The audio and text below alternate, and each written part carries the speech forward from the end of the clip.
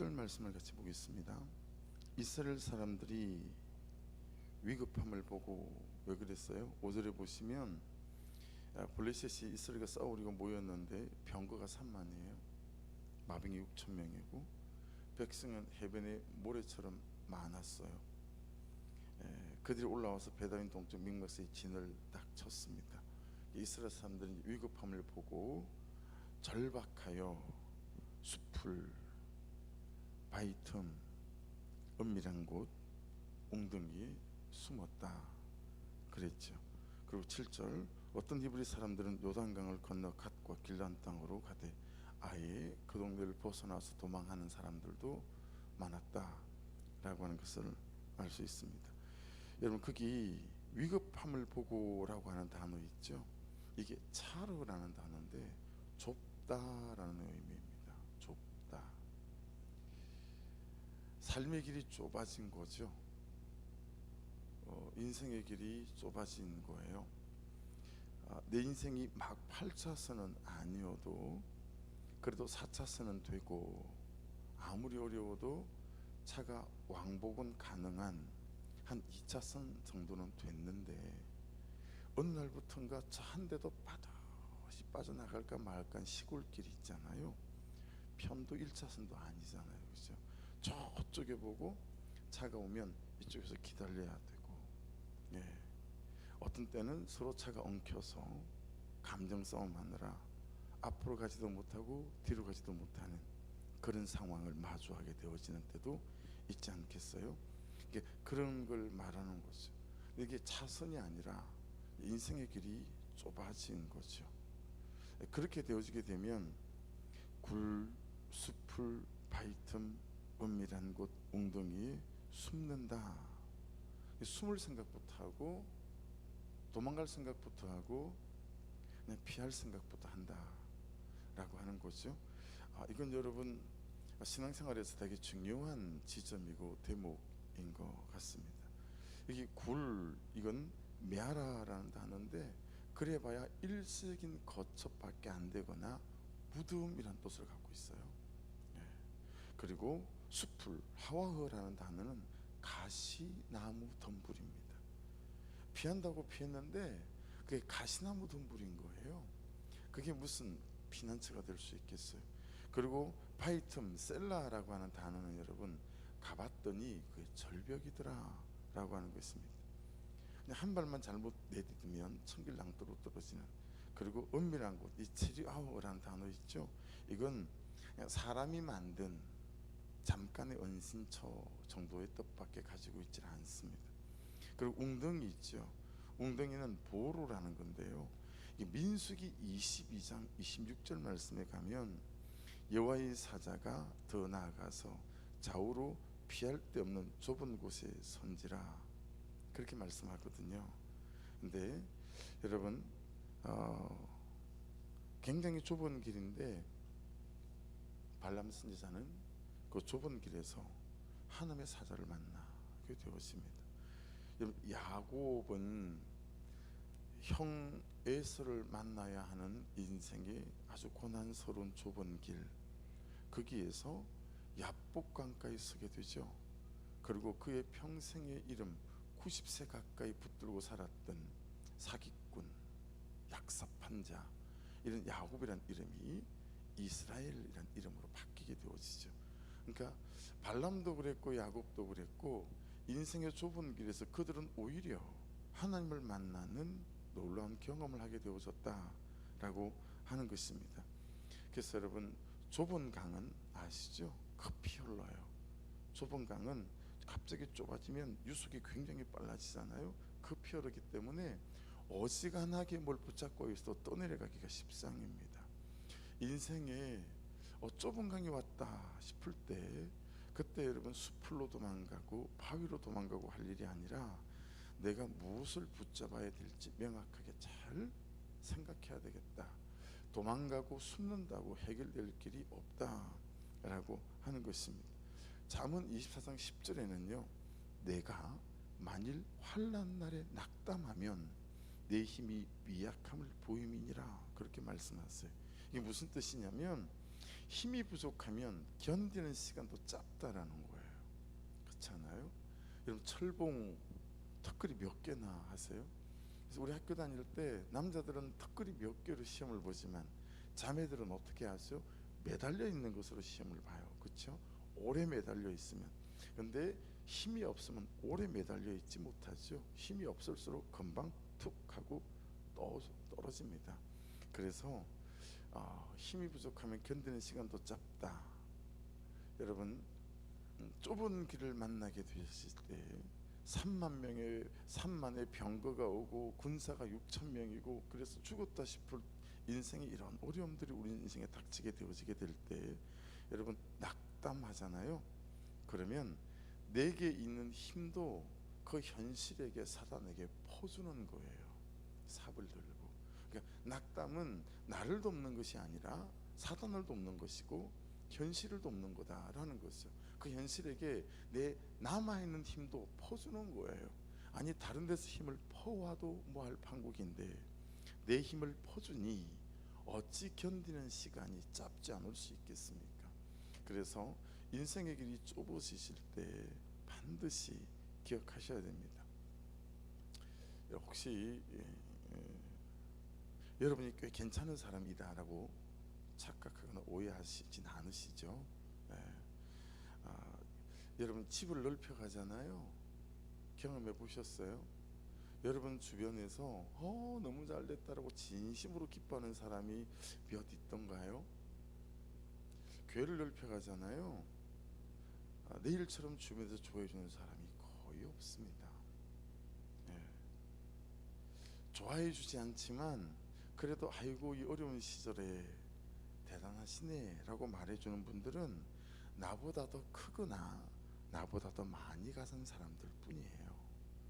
나보다 저 사람이 더 많이 가진다 싶으면 막 진심으로 기뻐해 줄 사람은 거의 없어요. 그런데 있잖아요, 반대로 내가 좀 가졌어요, 내가 좀 있어요. 그런데 다른 사람이 나보다 훨씬 더 많이 가지잖아요. 그러면 격려 한마디 얹어주는 것은 고사하고 그래도 나는 먹고 살 처지가 됐는데 누군가가 나보다 조금 더 많이 가지고 더 빨리 가는 게 보이지 않아요? 그러면 그 사람하고 별로 차 한잔 마시는 게 좀 마음이 그시기 해요. 그만큼 우리가 착한 사람이었고 악한 마음에 중심을 갖고 있다라고 하는 거예요. 그러니까 우리는 여러분 정말 죄인이에요. 말씀 앞에 거해가면서 그 삶에 일어나는 일들을 말씀으로 가져와 이렇게 저를 말씀으로 비추어 쳐다보면서 참 내가 별로다, 참 내가 부족한 사람이다 참 많이 느끼는 것 같아요. 그리고 참 내가 죄인이다 이거 깨닫게 되어지는 거죠. 다만 우리는 예수님 때문에 의인이 된 죄인일 뿐이다 라고 하는 거죠. 여러분 끝까지 내 죄를 보고 가고 내 죄를 인정하고 사는 것보다 더 좋은 삶은 없다. 이거 분명한 사실입니다. 그러니 날마다 은혜 아래서 여러분 내 죄를 보며 이 삶의 길을 겸손함으로 잘 걸어갈 수 있기를 주의 이름으로 축복합니다. 되었다함이 없습니다. 진짜로 되었다함이 없고요. 그냥 오늘도 말씀 앞에서 나를 살피고 말씀에 나가 직면하며 이 걸음으로 걸어가는 거죠. 여러분 11절 보시겠어요? 11절 이제 8절부터 시작되어지는데 8절부터 11절까지 같이 읽어볼까요? 다시. 사울은 사무엘이 정한 기한대로 이레 동안을 기다렸으나 사무엘이 길갈로 오지 아니하매 백성이 사울에게서 흩어지는지라. 사울이 이르되 번제 화목제물 이리로 가져오라 하여 번제를 드렸더니 번제 드리기를 마치자 사무엘이 온지라. 사울이 나가 맞으며 무난하매 사무엘이 이르되 왕이 행하신 것이 무엇이냐 하니 사울이 이르되 세 가지를 말합니다. 이게 뭔지 보세요. 첫째, 백성은 내게서 흩어지고, 두 번째, 당신은 정한 날에 오지 아니하고, 세 번째, 블레셋 사람의 믹마스에 모였음을 내가 보았으므로. 이 세 가지 이유. 그래서 12절에 보시면 내가 이르기를 블레셋 사람들이 나를 치러 길갈로 금방이라도 내려올 것 같으니까 내가 여호와께 은혜를 간구하지 못하였다 하고 부득이하여 번제를 드렸습니다. 그렇게 말합니다. 13절에 사무엘이 사울 왕에게 하는 말 중에 마음에 담아둘 만한 말씀이 있어요. 사무엘이 사울에게 이르되 왕이 망령 때 행하였도다. 왕이 하나님 여호와께서 왕에게 내리신 명령을 지키지 아니하였도다.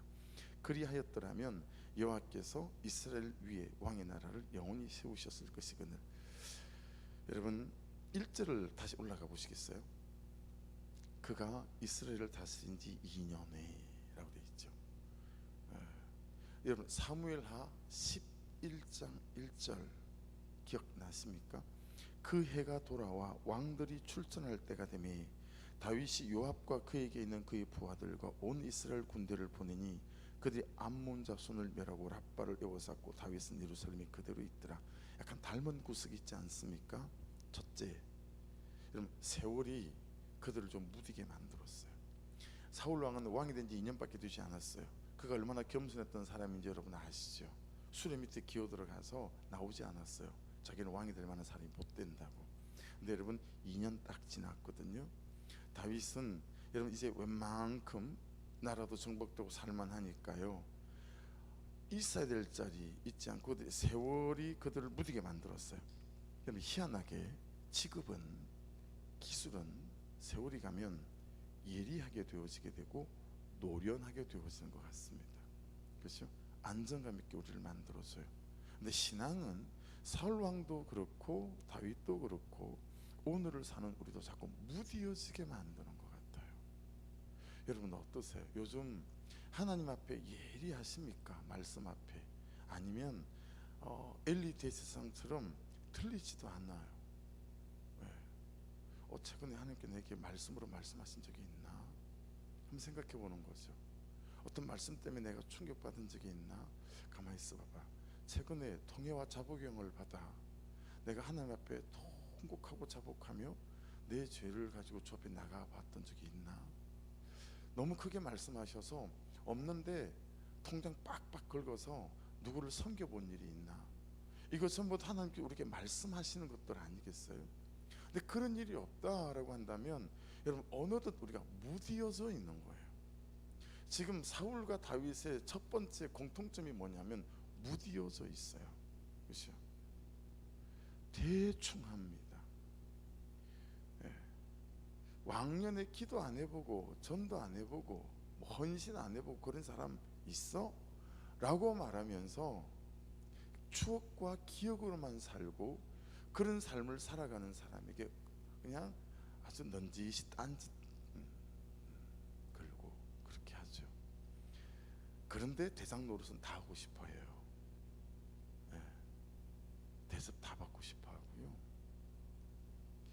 알은 낳지 못하는 수탉이 되어가는 거죠.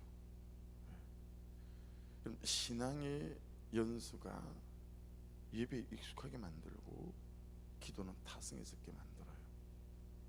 여러분 진짜 거짓 메시지 중에 하나, 부부는 오래 살수록 더 좋아서야 맞는 것 아닙니까? 오래 살수록 더 귀히 여기고 존중해야 맞는 것 아닙니까? 오래 살았다는 게 그게 무슨 벼슬입니까? 결혼생활을 오래 했던 게 벼슬인가요? 나이 많이 먹은 게 벼슬입니까? 여러분 오래 살면 오래 살수록 부부간에 더 그를 잘 알고 그 연약함과 모자람을 잘 알기에 그의 모자람과 연약함을 메울 만한 그런 사람으로 준비되어져 가고 성숙되어져 가서 그의 모자람을 서로 메꿔줄 수 있는 그런 온전함으로 반의 반걸음씩으로 나아가야 되는 게 맞는 것 아닐까요? 근데 오래 살았다는 이유로 너무 타성해져서 가지고요 그냥 투명한 취급해요. 그리고 가족끼리는 뭐 손잡는 거 아니라고 그러고 이 세상의 거짓 메시지에 쏘가가지고요 하나님의 사람의 삶을 망치고 있는 우리의 현주소를 잘 기억해야 합니다. 여러분 신앙이 오래되었다라는 게 어떤 거겠어요? 익어간다라는 것 아니겠어요? 그런 벼처럼 이 가을의 벼처럼 더 고개를 숙이고 그렇죠? 묵직해지잖아요. 과일나무 끝에 과일이 달리면 묵직해지고 그렇죠? 여러분 내 가지지만 내 그늘에 쉬어갈 수 있는 자리도 좀 내주고 이게 맞잖아요. 그죠? 근데 참 그게 안 되는 거예요. 여러분의 예배가 익숙하지 않기를 축복하고 여러분의 기도가 타성해졌지 않기를 주의 이름으로 축복합니다. 두 번째, 다윗과 사울의 비슷한 점은 있을 자리 있지 않는다라는 거예요. 여러분, 사울 왕은 왕의 자리를 넘어 제사장과 선지자의 자리에 스스로가 앉습니다. 다윗은 왕이 출전할 때가 되었음에도 불구하고 전쟁터에 있지 않고 왕궁에 있어요. 여러분, 이제 뒤에 사무엘 선지자가 말하는 부분하고 이게 연결되어지는데요. 예, 여러분, 어떤 사람이 겸손한 사람일까요? 태도가 겸손한 사람이 겸손한 사람일까요? 근데 원어적 의미를 보면 마음이 겸손한 사람이에요. 마음이 겸손한 사람. 그래서 하나님 없으면 안 된다고 믿는 사람, 말씀 없으면 안 된다고 믿는 사람, 은혜 없으면 안 된다고 믿는 사람, 내가 악해서. 그런 사람이 진짜 겸손한 사람이거든요. 여러분, 사울도 다윗도 어느덧 교만해졌죠. 예. 어느덧 그들이 하나님의 자리에 앉으려고 하죠. 여러분, 있을 자리에 있기를 주의 이름으로 축복합니다. 보세요. 상처받았다고, 못 배웠다고, 그리고 가난하다고 있을 자리 있지 않는 사람도 있고요, 잘 배웠다고, 돈 좀 있다고 있을 자리 있지 않는 사람도 있어요. 예. 아내들이 직장 생활을 하잖아요. 자기 호주머니에 돈이 들어오잖아요. 그럼 남편을 우습게 합니다. 이제는 이혼해도 경제활동 하니까 살아갈 수 있을 것 같거든요. 그리고 있을 자리 있지 않아요. 여러분, 그런 사람을, 그런 아내를 하나님께서 축복하시겠어요? 얼른 없는 얘기입니다. 여러분, 돈이 있든 없든, 가난하든 부자든, 배웠든 못 배웠든 있을 자리에 있기를 주의 이름으로 축복합니다. 그래야 하나님이 그를 쓸 수 있어요. 지금 이 말씀은 쓸 수가 없다는 거잖아요. 야, 더 이상 내가 너를 쓸 수가 없어. 왜? 네 마음이 교만해서, 있을 자리 있지 않으니까. 여러분, 쓰임 받고 싶잖아요. 그럼 있을 자리에 있으면 돼요. 이렇던 저렇던 있을 자리에 있으면 됩니다. 세 번째는 무엇보다 여러분, 사울도 다윗도 말씀이 희미해졌어요. 그렇지 않아요? 중요한 것이 말씀이 아니라 뭐가 됐습니까? 현실과 상황이 됐습니다. 여러분, 은혜가 떨어지고 믿음이 없고 기도가 안 되자고, 기도가 없잖아요. 그럼 자꾸 말씀은 희미해지고 현실은 또렷해집니다. 그런데 여러분, 은혜가 충만하면 말씀이 또렷해지죠. 그리고 말씀을 붙잡는 힘이 생기기 시작한다라고 하는 것입니다. 자, 그러면서 사울 왕은 조급함의 노예가 되고 다윗은 정욕의 노예가 됩니다. 그렇죠? 그렇게 되어서 흘러가는 거예요. 이때 되어지는 게 어떤 거겠어요? 한국은행에서 돈을 찍어내듯이 지랍시고, 말씀이 없는 내 방법, 그리고 말씀이 시키지 않는 내 정욕을 따라 내 방식을 찍어내는 거죠. 그래서 사울 왕은 번제를 자기가 드렸고, 그리고 다윗은 어떻게 합니까? 여러분, 우리아의 아내 바세바를 데리고 와서 동침하는, 그는 간음죄를 저지르게 되어집니다. 사무엘이 이르되 왕이 행하신 것이 무엇이냐 하니 사울이 이르되 백성은 내게서 흩어지고 당신은 정한 날에 오지 아니하고 블레셋 사람 mikmat에 모였음을 내가 보았으므로. 그렇죠? 사울이 받아든 결론 14절입니다. 사울이 받아든 결론, 저와 여러분이 받아들일 수 있는 결론, 지금은 왕의 나라가 길지 못할 것이라. 여러분, 있을 자리에 계시고 말씀이 희미해지지 않고 또렷하셔서 하나님께서 여러분을 마음껏 쓰실 수 있는 은혜가 있기를 주의 이름으로 축복합니다. 그러면서 여러분, 무슨 말씀을 하세요? 여호와께서 왕에게 명령하신 바를 왕이 지키지 아니하였으므로 여호와께서 그의 마음에 맞는 사람을 구하여, 여기까지만 짧게 보죠. 그의 마음에 맞는 사람을 구하여 여호와께서 그를 그의 백성의 지도로 삼으셨느니라 하고, 여러분, 여호와께서 그의 마음에 맞는 사람을 구하여라고 하는데, 하나님의 마음에 맞는 사람은 어떤 사람일까요? 앞에 나눴던 말씀하고 연결이 되어지거든요. 조금 의외였습니다. 좋은 태도를 가진 사람 아니고요, 좋은 삶을 가진 사람도 아니에요. 여러분, 어떤 사람이 하나님의 마음에 맞는 사람이냐면 레바브란 단어를 썼어요. 속사람, 내부사람. 이 속사람과 내부사람이 겸손하고 속사람과 내부사람이 하나님을 믿고 인정하는 사람이란 뜻을 갖고 있습니다. 그래서 그 속사람 마음 사람 안에 하나님이 살아있는 사람, 말씀이 살아있는 사람, 잘 배운 사람 탈락, 외모가 좋은 사람 탈락, 진취적이고 성실한 사람 탈락, 다 탈락이에요. 어떤 사람을 하나님께서 마음에 맞는 사람이라고 생각하시냐면 그 속사람 내부 사람 안에 살아계신 하나님이 살아계신 하나님으로 살아있어서 말씀이 있어서 그 말씀대로 어찌하든 있을 자리에 있으려고 하고, 할렐루야. 그 사람이 하나님 마음에 합한 사람이에요. 여러분, 그러고 보니까 있잖아요, 제가 정말 새벽에 소망이 생기던데요. 그래서 아침에 제가 픽업하면서 기분이 너무 좋았어요. 그래서 찬양을 들었어요. 나무엔 우리 나이 나된 것은 은혜라. 나이 나된 것은 은혜인 거예요. 그 찬양 들었어요. 운행 시작하면서 나의 나된 것은 은혜라. 여러분, 은혜가 우리를 만들어가는 거예요. 할렐루야. 세상의 기준, 사람들의 기준에 절대 속아 넘어가지 마십시오. 모자라고, 부족하고, 못나고, 없고, 가난하고, 찌질하고, 상처가 많아도 그 가슴에, 그 마음에 하나님이 살아계셔서 어떻게든 하나님의 말씀대로 살아보려는 발부둥이 있는 사람, 그 사람이 하나님의 마음에 맞는 사람입니다. 기도하겠습니다. 이 시간 주여 한번 부르고 기도하고요, 이 새벽에 1,000번제도 드리고 11조 감사원금도 주정금도 드린 분이 있습니다. 제가 또 기도하겠습니다. 같이 주여 한번 부르고 기도하실 때 아버지, 하나님의 마음에 맞는 사람 되게 도와주십시오. 아버지, 정말 있어야 될 자리에 제대로 서 있게 도와주십시오. 또 기도하고 계속해서 놓지 마십시오. 하나님, 우리 교회가 이 도시를 자유케 할 수 있는 교회가 되게 도와주시고, 상처받은 사람들이 회복되는 교회가 되게 도와주시고, 하나님, 아직 채워져야 될 의자며 또 LED 우리 스크린이며 여러 가지들, 아버지, 또 저 밭들이 어느 정도 주차장이 만들어지는 것들이며 우리 성전이 매매되어지는 일, 오늘 내일 안에 잘하면 하나님께서 또 어떤 계획이 있으신지 기도 꼭 해주십시오. 그리고 우리 교역자들 좋은 분들로 채워질 수 있도록 아버지 또 역사해 주십시오. 또 기도 부탁드립니다. 우리 주여 한번 부르고 박흥수 집사님 기도 절대 놓지 마시고요, 구원의 때가 되게 해달라고. 주여, 우리 또 문희 형제, 한영 집사님 아드님, 주여 한번 부르고 기도 시작하십시다. 주여.